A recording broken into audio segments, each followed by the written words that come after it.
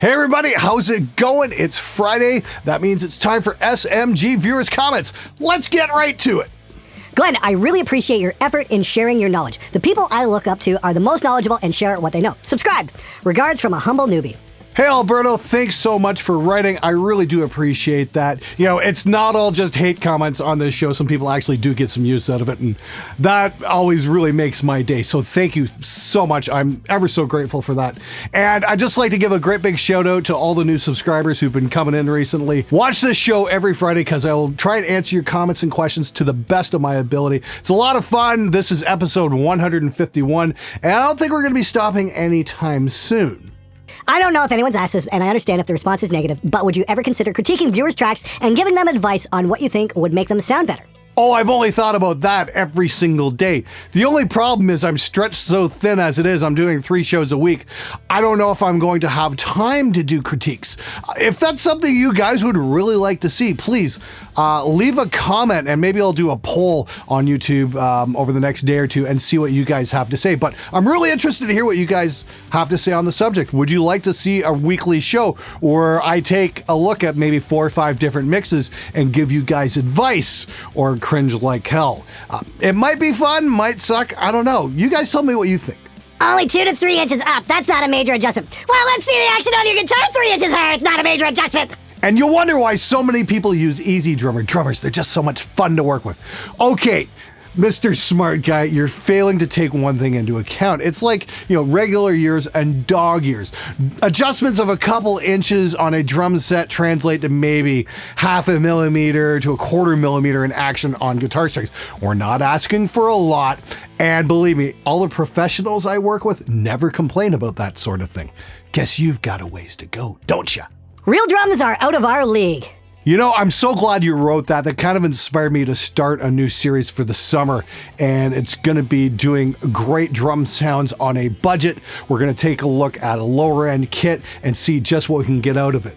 I think we're going to do like a multi-part series when it goes to placing mics, tracking, and mixing, just so you guys can break out of that mold of always going with samples. Hey Glenn, I know you prefer live drums over samples, but I don't have the money for a good set, so my only option is electric drums. I was wondering what kind you would recommend for recording, as I'm trying to put together a home studio. Greetings from Russellville, Arkansas. Thanks.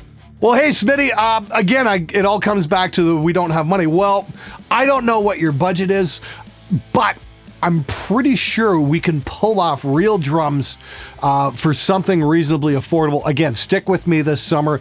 It's going to be a whole new series, recording metal drums on a budget, and I think you're going to like what's coming.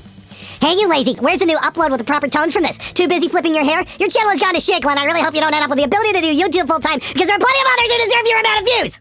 Why is it always the guys named Chad who are total dicks?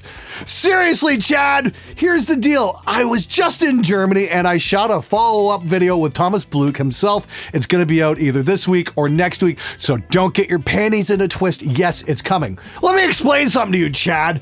I've been doing 3 videos a week for 3 years while holding down a day job at the same time. So yes, I will get to it. All I'm asking for is a little bit of patience. Glenn, any chance for a how to record and edit an electronic drum in a full mix video for those of us living in small apartments like New York City, San Francisco, DC, etc., who want to record real drums at home but can't use an analog kit? Love the channel, keep it up.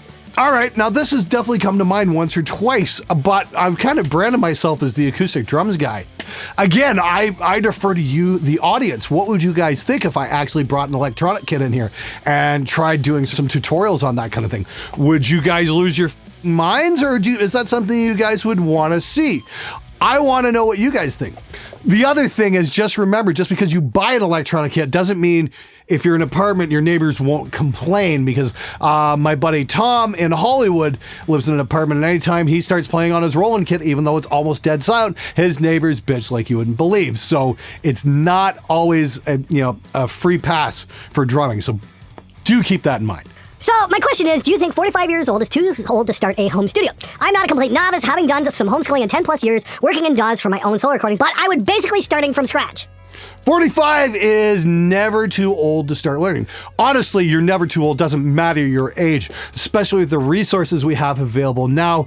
If you want to get back into it, again, I'm going to just do a shameless plug here and go to the Pro Mix Academy and grab the Ultimate Rock Mixing Bundle, because there's like 10 lessons in there, 2 of which are by me.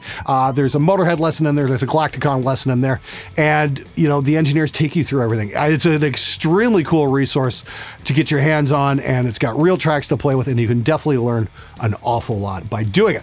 But 45 is definitely never too old, especially if you've got that kind of experience behind you. Good luck, dude. And again, this would be something, if we go back to, say, looking at user submitted mixes, you know, I'd want to maybe do a criteria. How old are you? How long have you been recording? That kind of thing. We can do kind of like maybe a questionnaire. I like that idea. Hey Glenn, I'm a 14-year-old musician that wants a career in audio engineering. I just want to know if it's worth spending thousands of dollars for schooling. I want to start as early as possible and not waste my time. What should I do? Hey, Tyler, thanks so much for writing. You're in the small minority of under 18s that actually watch my show, so good for you, man. You're way cooler than your friends. Seriously, though, again, I go back to the Pro Mix Academy Ultimate Rock Mixing Bundle.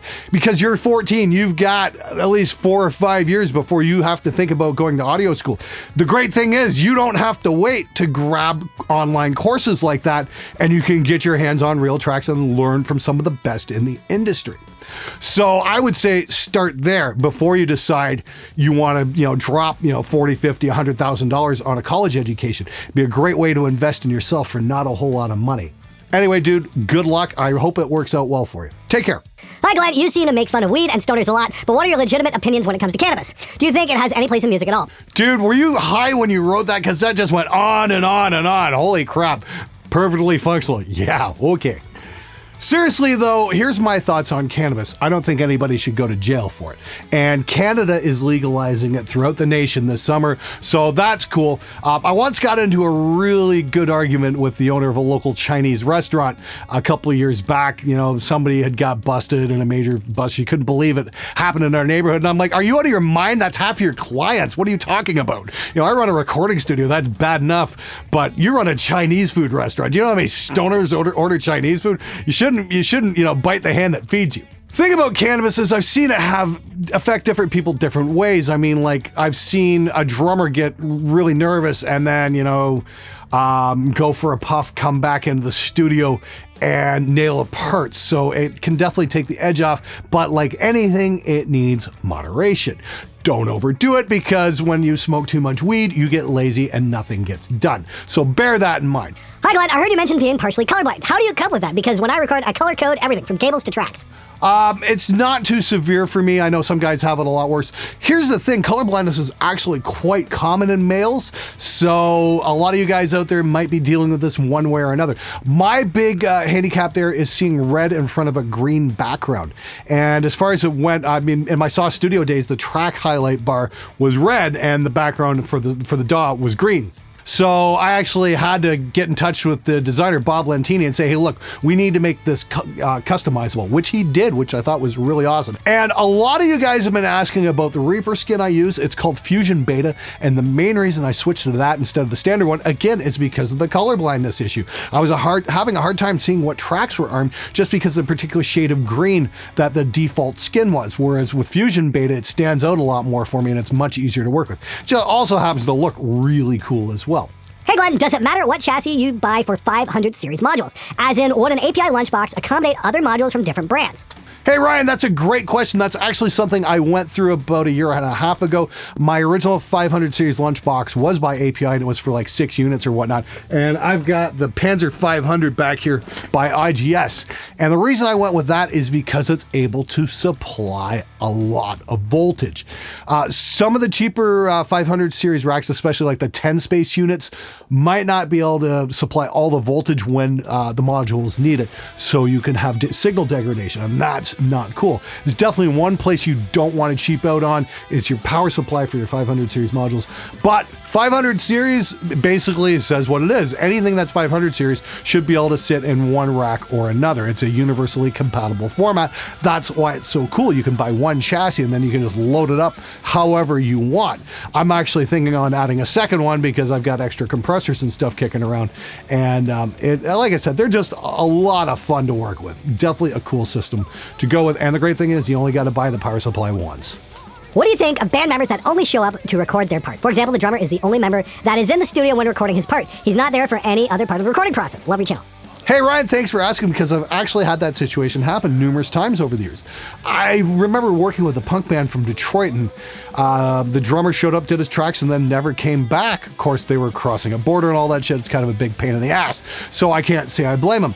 The thing is, it's a small studio, so that's one less person taking up space, and it just kind of makes the whole process move a lot faster. I always say this, if you can have one or two guys kind of take the lead and be there for the whole thing, and then the other guys can just come in and play their parts, and then maybe have everybody come in for a full mix down or review or whatnot. That's always a super cool way of doing things. And it just makes things move a whole lot faster because there's a lot less opinions to deal with. So don't slag off on the drummer if he doesn't come in after he cuts his tracks. He's just staying the hell out of the way, like they should. Subscribe? You're funny. These days, YouTube wants you to sub, click the bell, sell your firstborn, and then maybe you'll get notified of new videos. If you don't get unsubbed randomly, that is. That, unfortunately, is the reality we live with these days. Thanks for writing that. And if you haven't hit the subscribe button, please do. Click the bell. Make sure you get options all, and, who knows what else they're going to throw at us. Thanks for all your support, though, guys. You rule. This YouTube subscription crap is getting beyond stupid. What do they want next? A urine, blood, and stool sample? If that's the case, I'd just save time and give them my underwear containing all three. I have to agree, it is getting a little bit on the ridiculous side. But once again, I thank you guys so much. In case you did miss that video, subs have definitely been slowing down. And my overall view count has taken a hit because of this new YouTube notification system. So if you are subscribed, please hit the notification bell. And on your mobile, hit options/all. That way you guys can actually get the videos you want to see. All right, guys, that's it for this episode. Before we want to go, I just want to give a big shout out to all you guys who signed up for my Patreon there a few weeks back with the Bring the Fs Back to Spectre Sound. I took a bit of a view hit on that episode, and I'm just doing a little experiment this week and took all the profanity out to see if that's going to affect my view count at all, because YouTube does transcribe everything you say for closed captions. I'm wondering if they're zeroing in on certain words they don't like and, just automatically dropping the view counts on that.